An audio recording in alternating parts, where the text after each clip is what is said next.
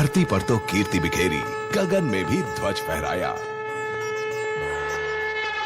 हमारा ये कार्यक्रम ऐसी ही विशिष्ट महिलाओं से रूबरू होने का एक अनोखा प्रयास है।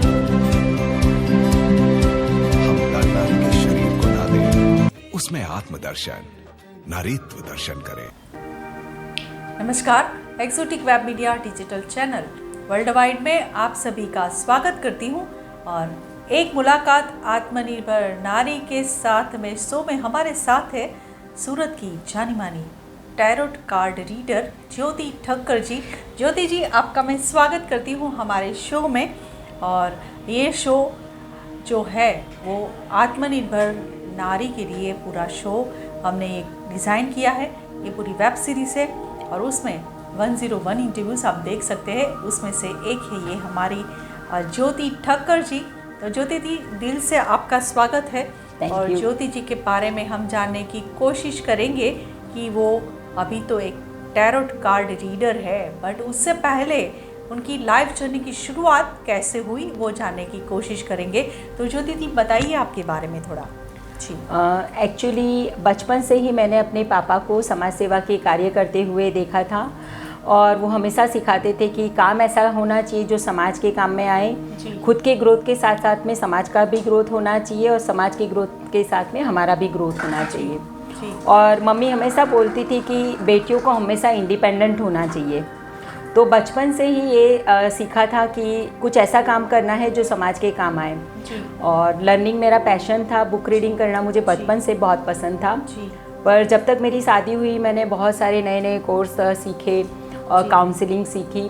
बहुत अच्छे परिवार में मेरी शादी हुई। तब तक प्रोफेशनली मैंने कुछ भी करने का कभी सोचा नहीं था। फिर मेरे बेटे का बॉर्न हुआ और उसका लेफ्ट हैंड बॉर्न से ही नहीं था और तब से मेरी जर्नी शुरू हुई। करीबन 1.5 साल तक मैं थोड़े से डिप्रेशन में, ऐसा बोल सकते कि मैं रही। और तब फिर मैंने सोचा कि अब ऐसे मैं लाइफ नहीं जी सकती, अब मुझे लाइफ में कुछ आगे बढ़ना है। मुझे अपने बेटे को भी, जो मैं अब तक सीखी हूँ पॉजिटिव थिंकिंग और इंडिपेंडेंट रहना, तो मुझे उसे भी सिखाना है। और तब से मेरी जर्नी स्टार्ट हुई। जी जी जी। तो ये जो आपने कहा कि आपके बेटे का जो लेफ़्ट हैंड नहीं था, उसी की वजह से आपकी लाइफ की जर्नी शुरू हुई। तो जिस तरह से आपका कुछ ऐसा शौक़ रहा होगा कि आप टैरोट कार्ड रीडर और एस्ट्रोलॉजर और बहुत सारी आपकी डेजिग्नेशन है, तो वो कैसे आपने सब अचीव किया? जिसको भी संभाला और साथ में ये भी अचीव किया है, तो उसका बैलेंस आपने कैसे किया?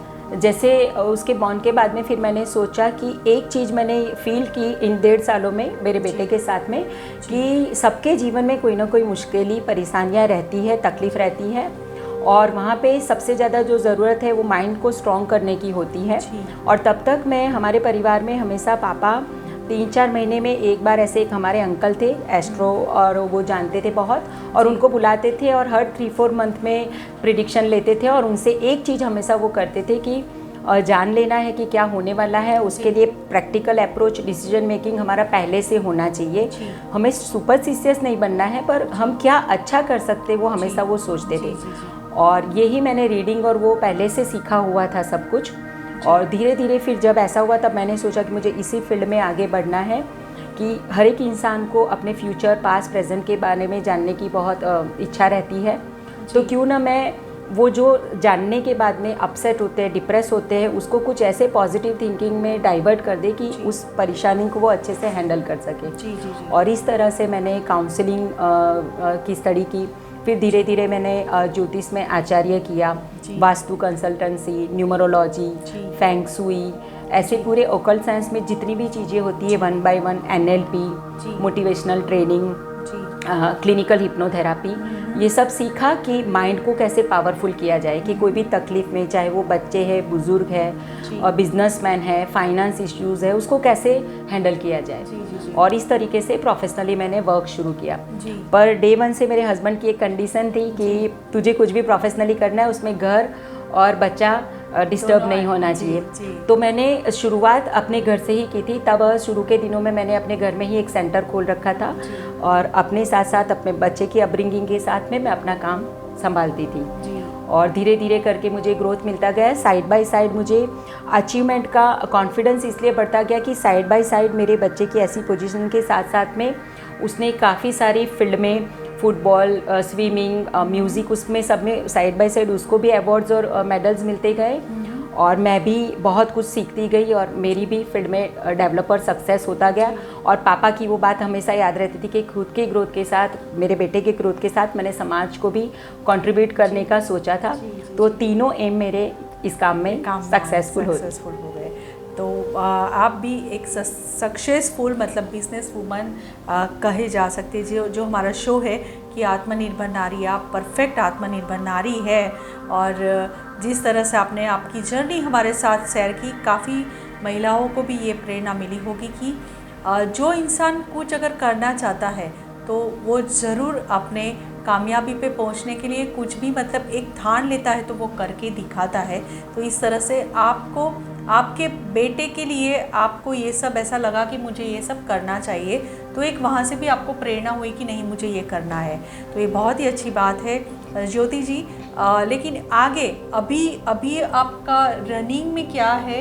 इतने सारे मैंने देखे आपके, इतने सारे डेजिग्नेशन है, तो अभी आप किस वर्क में ज़्यादा एक्टिव हैं? जैसे अभी मेरी बेसिक स्किल जो है सबसे बेस्ट वो है काउंसलिंग।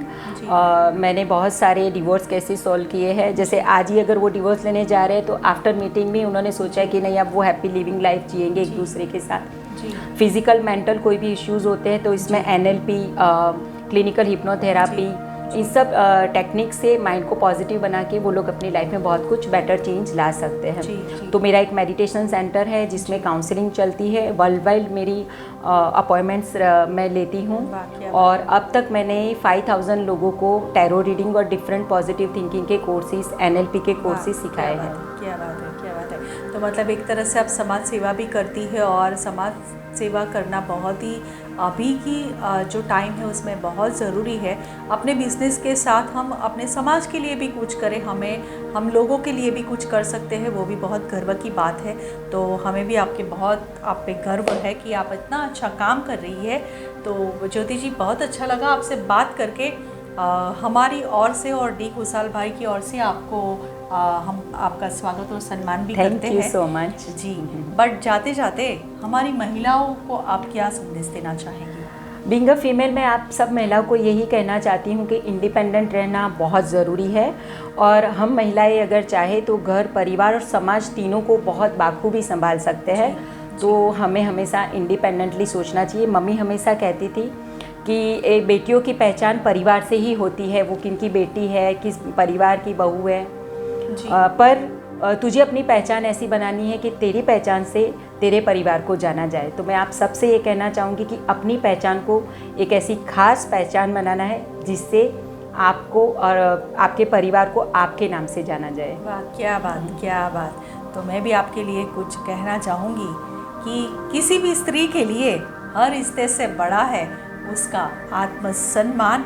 और एक मुलाकात आत्मनिर्भर नारी के साथ हमारे साथ थी ज्योति ठक्कर, जो टैरोट कार्ड रीडर है और एस्ट्रोलॉजर है और बहुत सारी उनकी डेजिग्नेशन है। आप पूरा इंटरव्यू अगर आपने देखा है और अगर आप भी कुछ सजेशन या कुछ भी कहना चाहते तो ज़रूर यहाँ फीडबैक आप ज़रूर दे दीजिएगा यहाँ पे। और हमारे चैनल को देखने के लिए आपको करना पड़ेगा, हमारे YouTube चैनल को सब्सक्राइब करना पड़ेगा, फेसबुक पेज को लाइक कीजिएगा, इंस्टाग्राम को फॉलो कीजिए, वेबसाइट भी रजिस्टर करिए और हमारे साथ जुड़े रहिए। नेक्स्ट एपिसोड में एक मुलाकात आत्मनिर्भर नारी के साथ मिलते हैं नेक्स्ट एपिसोड में। Thank you.